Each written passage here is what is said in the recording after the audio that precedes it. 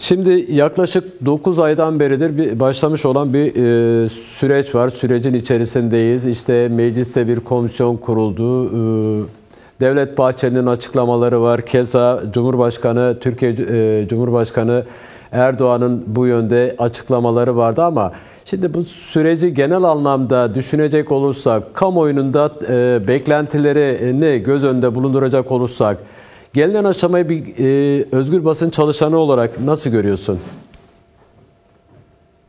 Evet, yani aslında bunu sık sık tekrarlıyoruz. Evet. Bu süreci takip eden gazeteciler olarak, siyasetçiler, işte komisyon üyelerinin deki kimi muhalefet partileri, sokağa indiğimizdeki toplumun beklentileri aslında sürecin geldiği aşamaya dair çok şey söylüyor.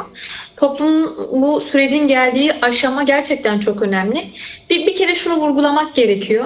Şimdi dünya yani çatışma çözüm süreçleri ve barış inşası meselelerinde dünya örneklerine baktığımızda şu an Türkiye'de Kürt sorunun demokratik çözümüyle beraber, yani barış ve demokratik toplum süreci olarak tanımladığımız bu sürecin bu süreçte çok daha farklı bir yöntemin ve çatışma çözüm örneklerinden, dünya örneklerinden, belki bilmiyorum benzerleri vardı ama belki de ilk diyebileceğimiz bir yöntem uygulanıyor. Normalde e, yani böyle kimi konuların daha nihai, yani müzakere süreçlerinde nihai gündem olarak belirlenen kimi maddelerin, yani silah bırakma gibi unsurların barış ve demokratik toplum süreci kapsamında biz hemen ilk aşamada gerçekleştiğini görüyoruz. Bu neden önemli?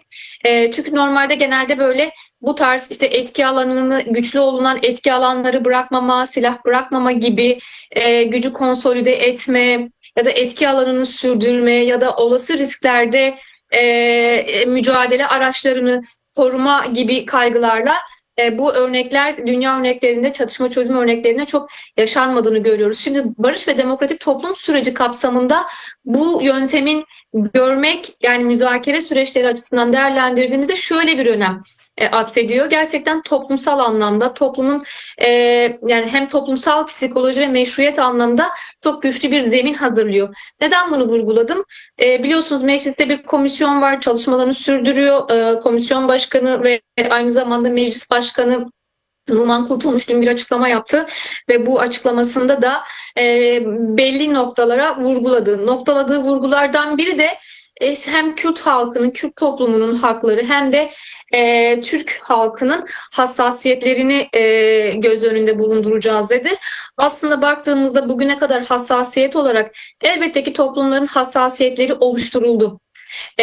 Ama bugün baktığımız, yani sürecin geldiği aşamada beklenilen somut adımların, yasal çerçevenin hala bir yasal çerçeve anlamında bir zeminin oluşmamasına baktığımızda bugün iktidar, hükümet kanadının toplumsal hassasiyetler dediğim noktanın aslında kendi kırmızı çizgileri olduğunu görüyoruz. Yani kendi kırmızı çizgilerini toplumsal hassasiyet olarak öne süren bir yaklaşım var.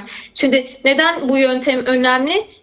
Dedik ki toplumsal meşruiyeti sağlamak açısından güçlü bir zemin oluşturuyor. Yani bugün Numan Kurtulmuş'un dediğine denk düşen bir gerçeklik yok. Toplumun büyük bir bölümü, siyasetin büyük bir bölümü bu sürece rıza göstermiştir, destek vermiştir. Geçtiğimiz günlerde de altını çizmiştik. Bugün bu süreçte somut olarak hala ilerlenmiyorsa bunun tek nedeni bir tarafta karşı tarafın çok önemli tarihi adımlar attığı bir aşamada bu ilerleme, istenildiği düzeyde bir ilerleme kaydedilmiyorsa bunun nedeni mevcut siyasal iktidar ve devletin kendisidir. Şimdi dünkü konuşmasında da dedi, yani şimdi komisyon çalışmalarını sürdürüyor, işte kimi kesimler dinleniyor ama gelinen aşamada Sayın Öcalan'ın, Kürt Halk Önderi Abdullah Öcalan'ın geçtiğimiz günlerde de mesajı açıklanmıştı. Hukuksal bir aşamadır.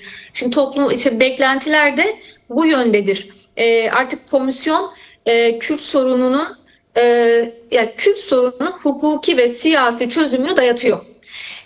Dün ve bu noktada açığa çıkan, yükselen taleplerden biri de Kürt Halk Önderi Öcalan'ın mecliste bu komisyon aracılığıyla dinlenmesidir. Ya da asıl talep budur. Ya da komisyon üyelerinin gidip mecliste bu sürecin baş müzakerecisi olan Sayın Öcalan'ı dinlemesidir. Esas talep de bu sürecin yürütücüsü olan, çözümünü ortaya koyan, çözüm formüllerini ortaya koyan, bu noktada baş müzakereci olan Sayın Öcalan'ın özgür çalışır koşullarının oluşturulmasıdır.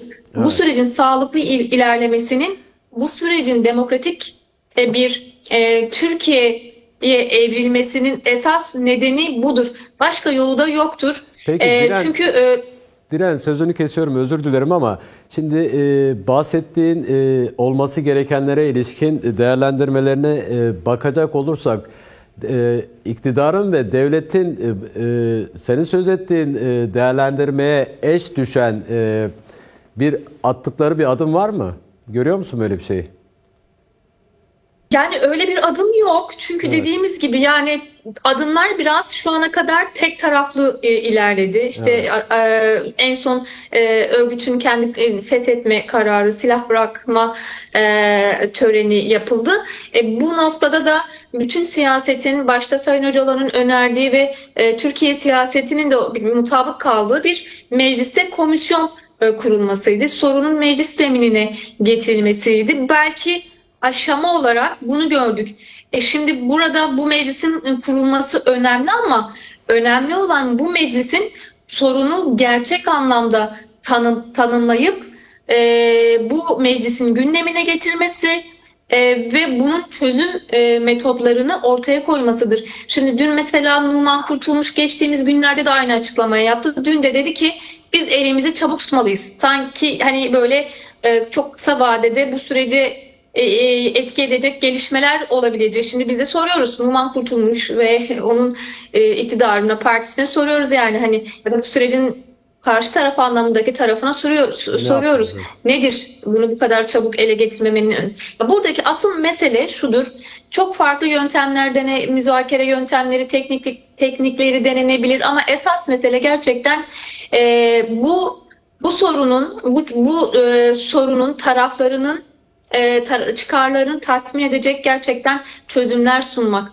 Bu sorunun anlamak, nedenlerini anlamak, kök nedenlerine inmek ve Evet. kalıcı barışın oluşmasını sağlamaktır. Burada da esas mesele şudur. Bu iktidar, bu devlet sorunun müzakere yoluyla çözmeyi önüne koymalı. Bu konuda bir netlik varsa, bu önüne koyulursa diğer yol ve yöntemler kendiliğinden zaten gelişebilir. Yani burada ciddi olmak ve samimi olmak olmazsa olmazdır. Şu anda baktığımızda bir oyalama taktiğini görüyoruz. Zamana yayma hali var. Acaba beklenilen bir şey mi var? Acaba yakın gelecekteki gelişmelerin nasıl etki edebileceğine dair bir beklenti mi oluştu Türkiye iktidarında Tam diye da de sormak gerekiyor.